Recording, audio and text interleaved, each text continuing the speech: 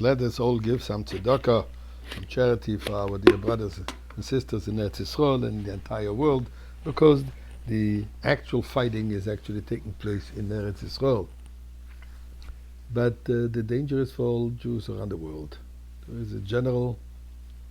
We're in the final battle, as I've been saying many times, of eradicating evil of this world and deserving the ultimate light, not just of Hanukkah, but the ultimate light of Geula of Mashiach. One of the ways, as we just said, prayer, tzedakah, and Torah. So, there's a saying by the Alter Rebbe that one has to live with the times. Now, it doesn't refer to any newspaper that's called the Times. What it means is living with the Torah portion, with the Torah section of this particular day, this particular week, as we say in davening in Arvi, in Ma'ariv, Ki heim chayenu v'orech yomenu.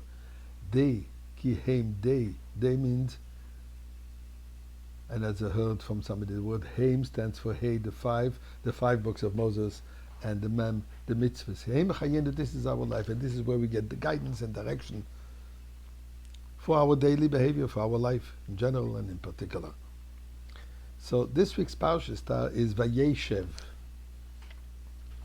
Vayeshev, as Rashi says right in the beginning, that Yaakov Avinu was hoping, after all his trials and tribulations, all his challenges and travels and challenges that he had with his father-in-law, with his brother, etc. He was hoping, maybe now I can have a little bit of rest. Yaakov wanted to sit and relax. In other words, enjoy nachas of his children, devote himself entirely to raising his children and grandchildren, have some peace and tranquility. But that was not in store. And as we read this parsha of this week, we have the business with Yosef, who is getting preferential treatment from his father, the dreams of Yosef, the jealousy of the brothers, they wanting him to kill him, they're sending him into slavery. He's becoming a slave, and then he's becoming a prisoner, and he's becoming successful. I mean, a lot of stories, which each one of them needs a deeper explanation. Because I'm sure you realize we cannot learn the story in the Torah as this simplistic individual, and this will maybe be an introduction to all the stories, and tell the story about a simple person who was reading the story as a nice story. And the beginning of Bereshis, this person is very impressed with God's creative powers. There's a point about the Adam and Chava that they're blaming each other. They're blaming the others for their shortcomings. Story with the snake, and then the story with the Mabul, the flood, with Noach, and very impressed with Avram and Sarah, miraculous birth of Yitzchak. This person is going through all the stories and reliving it and emotionally attaching herself to it. And each story has different meaning and resonates differently to this person. Then comes the parsha of this week. Yaakov. That's not the way to raise a child. You don't show preferences from one child to the other. If you buy them clothing, you buy them a nice t-shirt, you buy it for everybody. Okay, look. Then, devastated. The brothers want to kill their own brother because they're jealous? How terrible can jealousy be? Very, very disappointed. Sending him into slavery.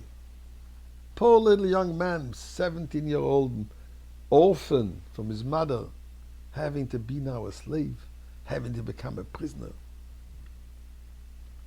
Completely devastated. Thank God when it comes to the next week's parsha, where he's becoming viceroy, feels much better. And like this, they read every year the story of the Chumash and going through the emotional upheaval with their reactions, with their interpretations.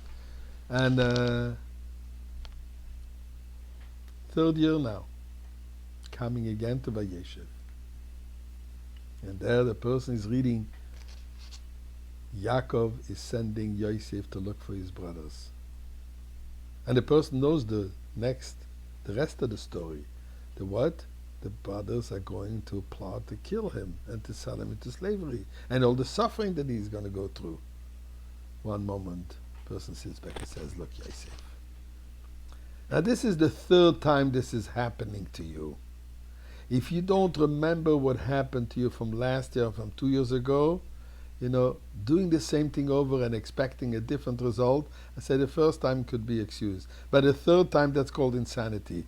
No more feeling for you. I don't feel bad for you anymore. Now we realize this is not the way we should study the Chumash. So if Chas v'Sholem tomorrow and the day after we will still be in exile, we're going to discuss it a little bit on a more meaningful level. In the meantime, may we meet with Moshiach in the Beis HaMikdash.